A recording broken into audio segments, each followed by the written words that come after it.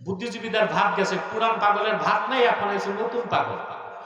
এখন এদের নাম হয়েছে রাষ্ট্রচিন্তক। কি না? রাষ্ট্রচিন্তক, পলিসি মেকার। দেশ কেমনে চলবে ওনারা নসিহত খারাপ করতেছে। এর মধ্যে একজন আছে খুব পাজির পাজি, লালনের মুরিদ। লালনের মুরিদ মানে ওর দাদাও লালনকে পায় নাই, লালন ভক্ত, বুঝলেন?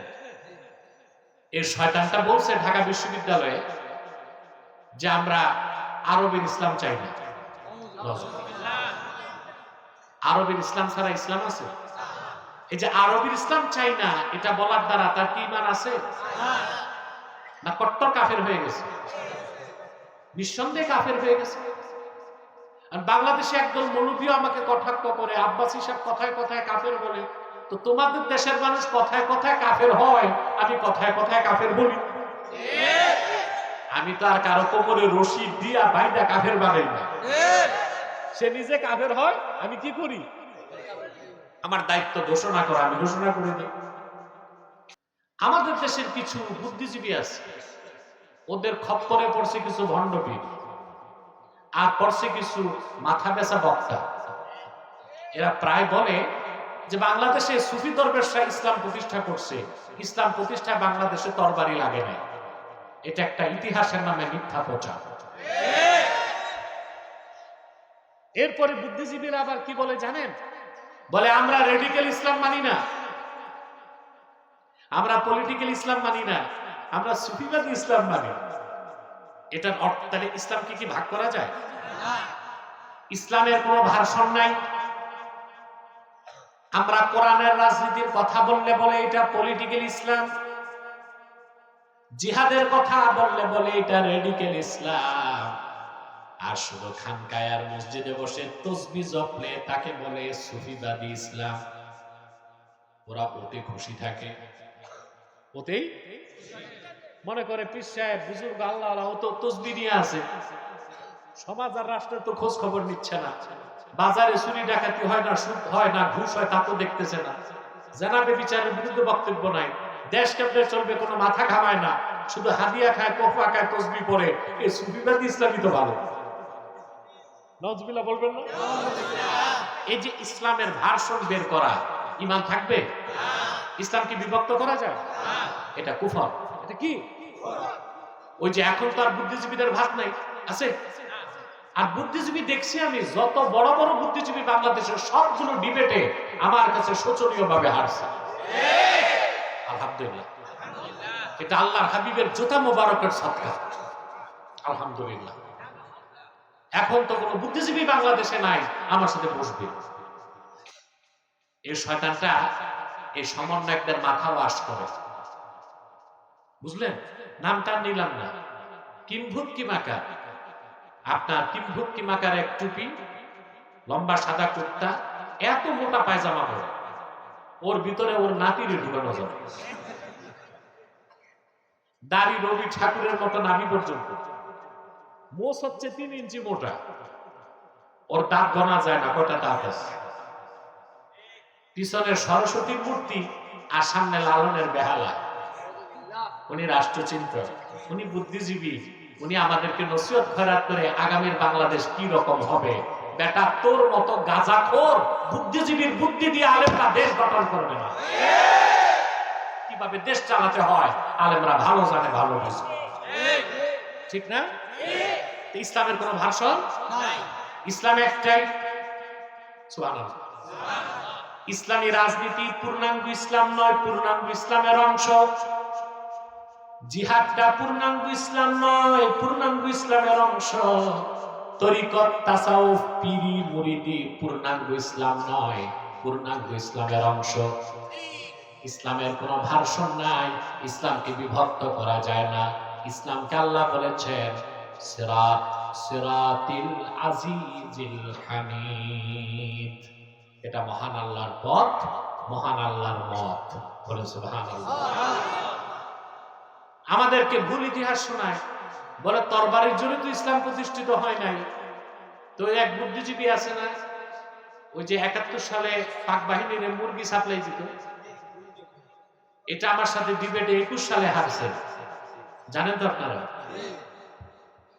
সে আমাকে ডিবেটে বলেছিল তরবারির জোরে ইসলাম আসে না। আমি বলেছি অবশ্যই তরবারির জোরে ইসলাম আসে নাই, তবে ইসলাম প্রতিষ্ঠায় তরবারির ব্যবহার হয়েছে। আজ কি মিথ্যা ইতিহাস আমাদেরকে শোনানো হয়, তো সুফি দরবেশরা বাংলাদেশ ইসলাম কায়েম করছে, এখানে যুদ্ধের প্রয়োজন হয়নি। অবশ্যই আল্লাহ আল্লাহ বুজুর্গগণ দাওয়াত দিয়ে দিন কায়েম করছে। তবে যখন নিকৃষ্ট প্রকৃতির পশু প্রকৃতির কাফেররা সামনে দাঁড়াইছে, তখন তারা শোর্ড অফ জাস্টিস, ইনসাফের তরবারিও কোষ মুক্ত করেছে। যার হযরত শাহজালালের দরবারে, ওখানে জাদুঘরে যে দেখেন হযরত শাহজালালের ব্যবহার করা তরবারিটা আছে। শাহজালাল শুধু তসবিহ আর জানামাজ নিয়ে আসে নাই, শাহজালালের বগলে ছিল জায়নামাজ, সিনায় ছিল কোরআন, এক হাতে তসবিহ আর এক হাতে ইনসাফের তরবারি। রাজা গৌর গোবিন্দের 20 দাঁত ভাঙতে হযরত শাহজালালকে ইনসাফের তরবারি ব্যবহার করতে হয়েছে। তারও আগে আপনার যারা ইতিহাস পড়ছে জানেন, বাংলাদেশের প্রাচীন রাজধানী হচ্ছে বগুড়ায় ছিল, দিনাজপুর বগুড়া এই বেল্টে, শুনছেন না? মহাস্তাগর, ওখানে শুয়ে আছেন আল্লাহ আরেক ওলি সুলতান মাহমুদ বলখি মাহিসা রহমতুল্লাহ। আমার দেশে ইতিহাস এগুলো পড়ানো হয় না, ইতিহাস পড়ায় সূর্য সেনের, হ্যাঁ, ইতিহাস পড়ায় ব্রিটিশদের, ইতিহাস পড়ায় মুঘলদের, কিন্তু আল্লাহর ওলিদের ইতিহাস পড়ানো হয় না। আজকের কথা 440 হিজরিতে সুলতান মাহমুদ বলখি মাহিসাবা আফগানিস্তান থেকে আল্লাহর দ্বীনের ঝান্ডা নিয়ে বগুড়াতে এসেছে। কত হিজরিতে? প্রায় 1000 বছর আগে। সুবহানাল্লাহ। হযরত শাহজালালেরও আগে। ওনার বাবা ছিলেন আফগানিস্তানের বাল্খ নামক রাজ্যের সম্রাট। বাবার মৃত্যুর পর উনি হয়েছেন সম্রাট, কিন্তু বাদশাহীকে ত্যাগ করে দ্বীনের ফকির হয়ে দ্বীনের দাওয়াত নিয়ে তিনি বাংলাদেশে এসেছেন। প্রথমে এসেছেন সন্দ্বীপে, ওখান থেকে নৌকা যোগে এসেছেন মহাস্তাগরে, আল্লাহর দ্বীনের দাওয়াত দিয়েছেন। প্রথম চান্সেই রাজা পরশুরামের স্ত্রী আর মন্ত্রী মুসলমান হয়ে গেছে। আগে তরবারি না, আগে দাওয়াত। অত্যাচারী পরশুরাম তখন যুদ্ধের প্রস্তুতি নিয়ে সামনে আসবে। তখন কি সুলতান মাহমুদ বলখি বলছে যে তুমি যুদ্ধ করো, আমি যুদ্ধ জানি না, নাকি? কথা বল, ময়দানে গেছেন না? তসবিহ নিয়ে না তরবারি নিয়ে? তখন সুলতান মাহমুদ বলখি শোর্ড অফ জাস্টিস, ইনসাফের তরবারি বের করছে। যুদ্ধে অত্যাচারী পরশুরাম নিহত হয়েছে, আর 1000 বছর আগে বগুড়ার মাটিতে দ্বীনের ঝান্ডা উড়ে গেছে। আল্লাহু আকবার। অতএব সুফিবাদী ইসলাম বলে জিহাদ আর ইসলামী রাষ্ট্র ব্যবস্থার কনসেপ্ট থেকে জাতিকে দূরে সরাবার চক্রান্ত সফল হতে দেওয়া হবে না। আমার ভাইরা, ইসলামের কোনো ভার্সন নাই, ইসলাম একটাই, ঠিক কিনা? মনে থাকবে, এটা আকীদার মাসালা। কিসের মাসালা? এই আকীদা ঠিক না থাকলে থোতায় কয়েকখান দাড়ি, মাথায় একখান টুপি, 2-4 রাকাত নামাজ, এই দিয়া মুসলমান হওয়া যায় না, বেহেশতে যাওয়া যাবে না। এই দিয়া ডেকোরেশন করা যায়, সূরত ধরা যায়, সিরাত ঠিক হবে না। আকীদা যদি ঠিক থাকে, ঈমান আকীদা ঠিক, আমল যদি নাও থাকে, ভাই কোন একদিন তো বেহেশতে যাবে, ঠিক না?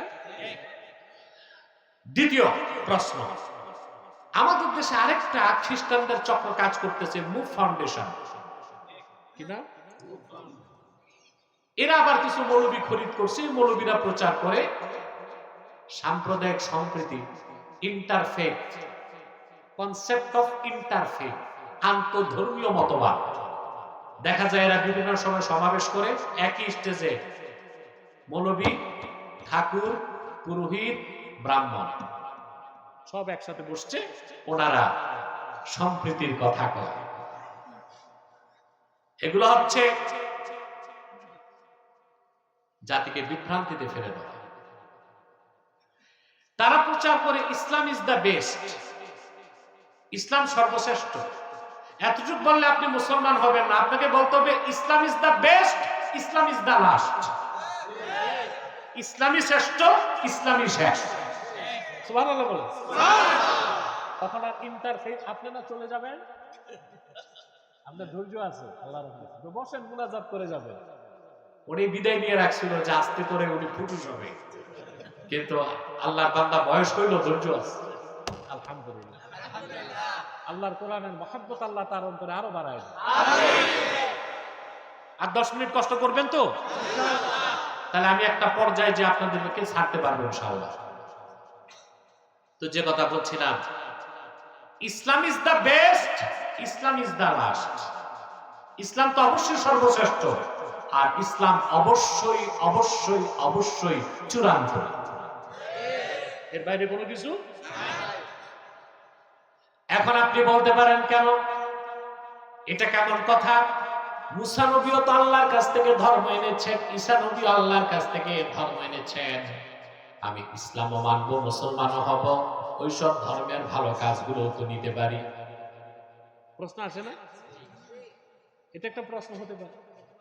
না, নিতে পারবেন না। কেন পারবেন না? এই যে ইসলাম আর ইসলাম ছাড়া যেগুলো আছে, খ্রিস্টান ধর্ম, ইহুদি ধর্ম, এগুলোকে পশ্চিমা দার্শনিকরা বলে সেমেটিক রিলিজিয়াস। কি বলে? আরবিতে আকাশকে বলে সামা। কি বলে? এই সামা থেকে, আকাশ থেকে যে ধর্মগুলো আসছে ওগুলোকে বলা হয় কি? সেমেটিক রিলিজিয়াস, আসমানি ধর্ম।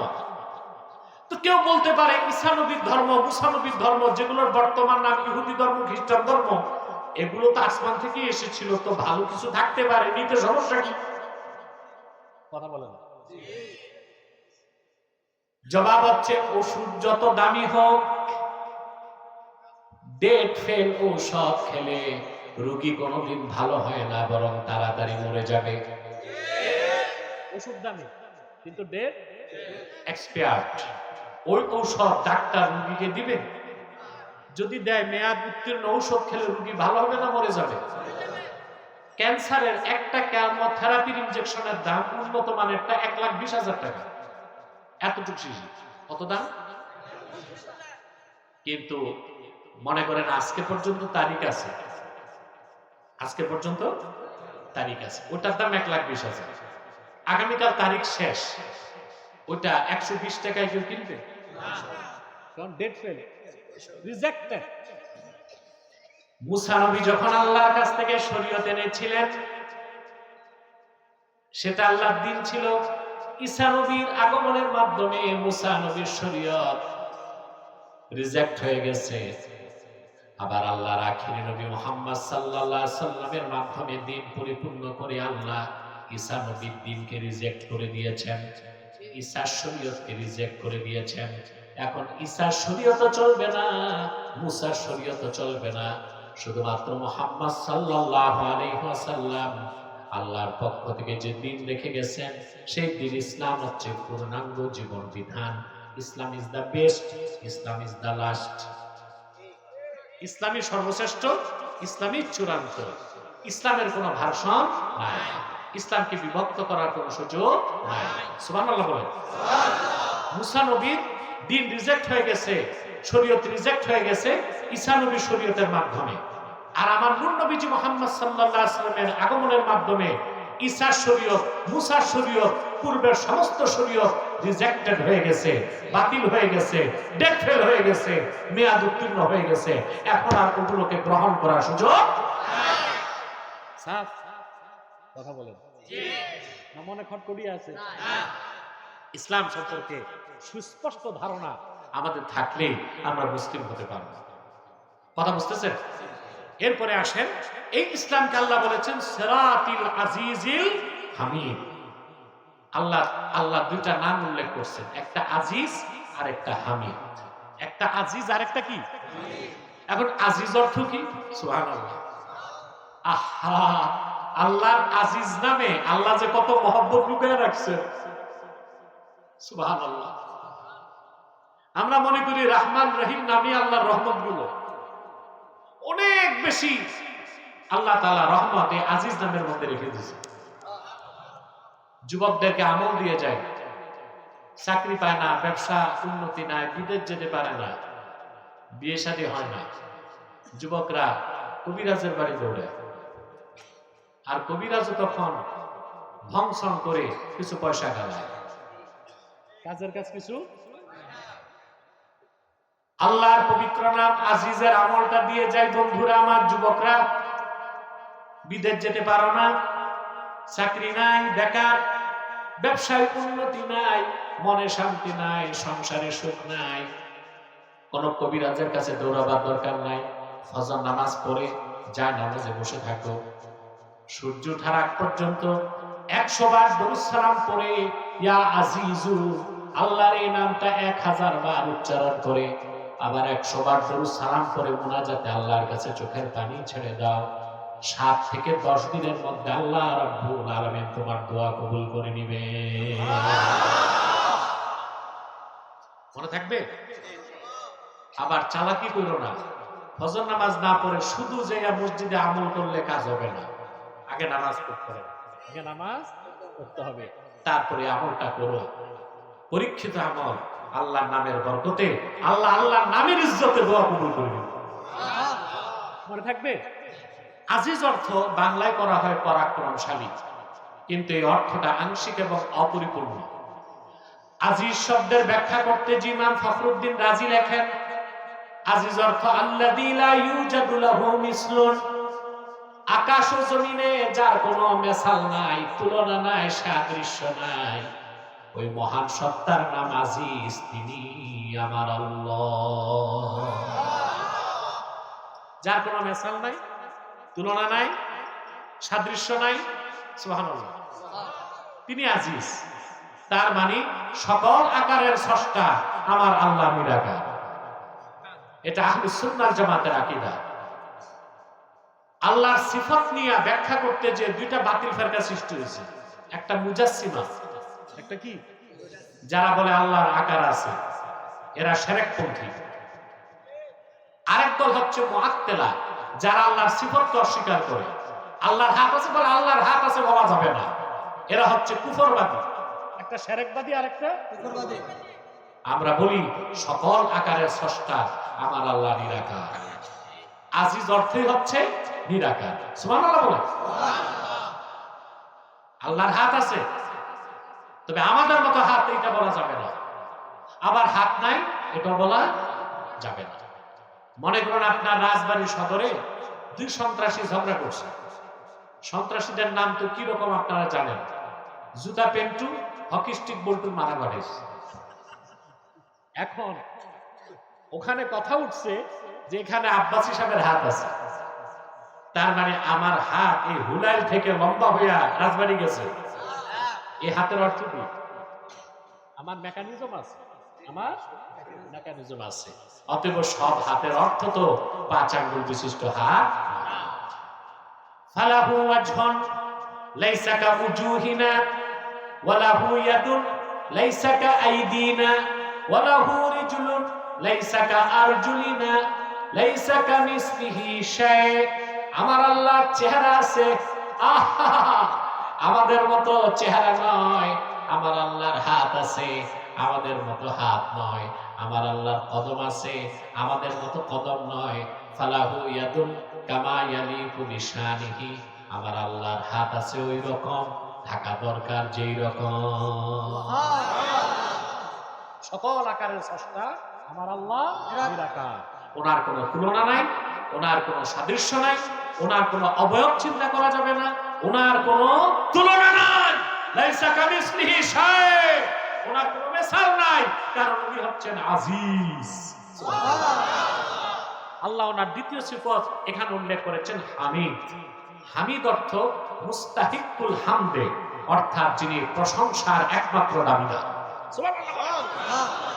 এরপরে মজার কথা দেখেন, আল্লাহ নিজের জাতির নামটা উল্লেখ করেছেন। আল্লাহিল্লাযী লাহু মা ফিস সামাওয়াতি ওয়া মা ফিল আরদি ওয়া ওয়াইলুল লিল কাফিরিনা মিন আযাবিন শাদীদ।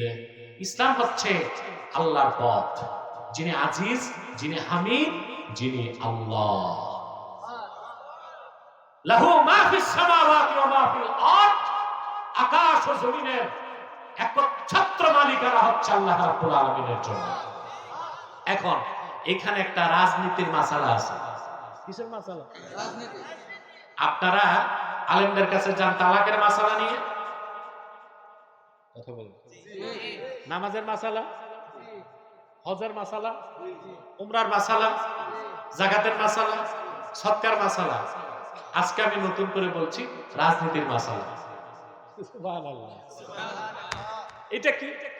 যারা প্রচলিত রাজনীতি করে তাদের আকীদা আর আমাদের আকীদায় পার্থক্য হচ্ছে, যারা ন্যাশনালিজমে বিশ্বাসী, কমিউনিজমে বিশ্বাসী, সোশ্যালিজমে বিশ্বাসী, ডেমোক্রেসিতে বিশ্বাসী, অ্যারিস্টোক্রেসিতে বিশ্বাসী, তাদের বিশ্বাস সার্বভৌমত্বের মালিক জনগণ।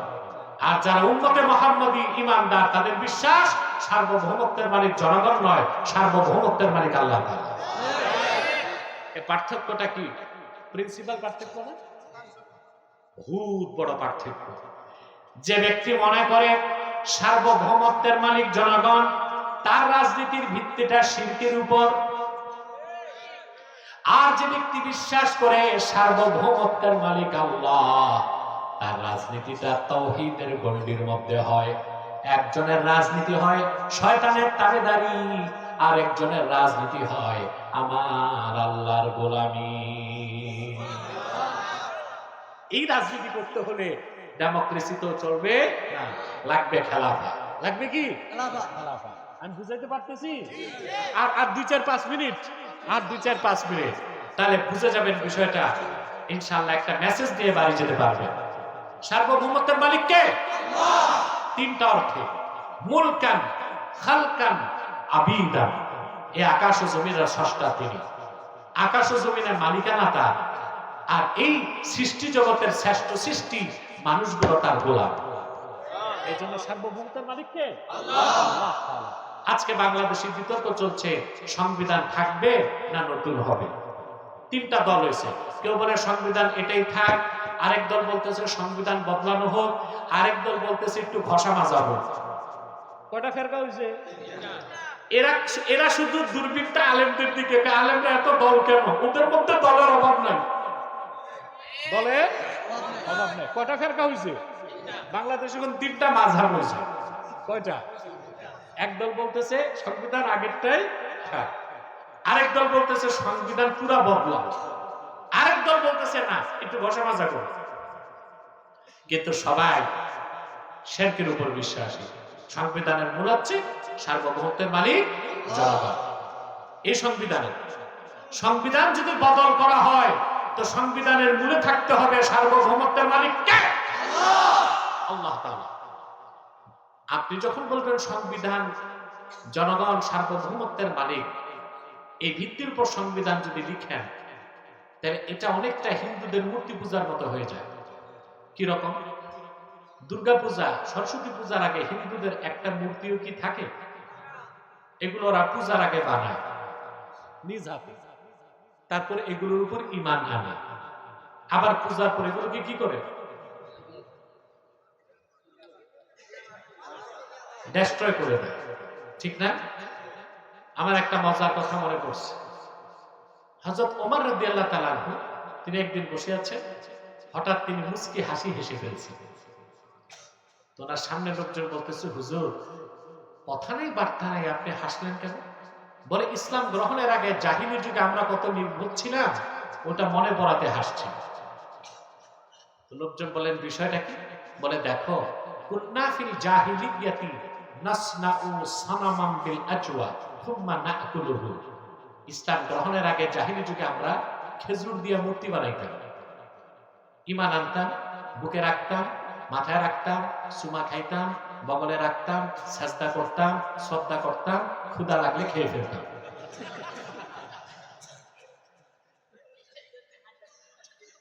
কারণ মূর্তি বানাইতো কি দিয়া? খাইতে সমস্যা ছিল? হিন্দুরা তো খাইতে পারে না, মাটি দিয়া বানায়। ওরাও যদি সুজি, আটা, ময়দা দিয়া বানাইতো, অন্তত খাওয়ার কাজটা হতো।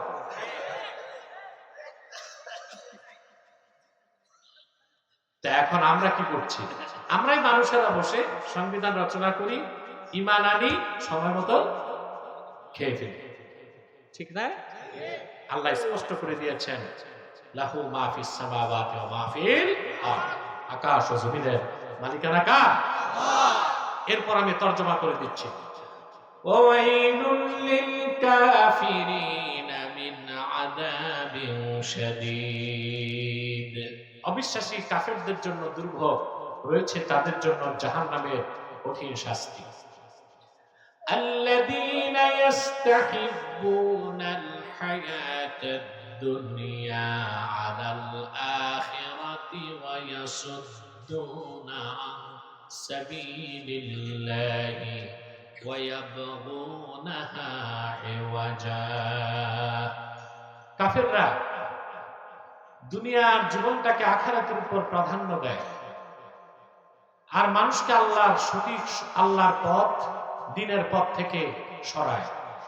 দ্বীনের পথকে তারা বক্র করার চেষ্টা করে, চেষ্টাটা ব্যর্থ চেষ্টা, কোনদিন দ্বীনের পথকে বক্র করতে পারবে না। আল্লাহ বলেন, উলাইকা ফি দালালিন বাঈদ, এই কাফেরগুলো সুস্পষ্ট গুমরাহিতে নিমজ্জিত আছে। আল্লাহ তাআলা আমাদেরকে যেন শিরক এবং কুফর থেকে রক্ষা করেন, আর জীবনের সকল ক্ষেত্রে আমাদেরকে যেন ইসলামের উপর প্রতিষ্ঠিত রাখেন। আমরা বেঁচে আছি মুসলিম হিসেবে, মৃত্যুবরণ করব মুসলিম হিসেবে, কবরে আমাদের পরিচয় হবে মুসলিম, হাসরে আমরা উঠবো মুসলিম পরিচয়ে, ঠিক কিনা বলেন? এর চেয়ে বড় কোনো পরিচয় আমাদের আর নাই। সাদাকাল্লাহুল আযীম ওয়া সাদাকা রাসূলুহুন নবিয়ুল কারীম ওয়া নাহনু আলা যালিকা মিনাশ শাহিদিন ওয়াশ শাকিরিন আলহামদুলিল্লাহ।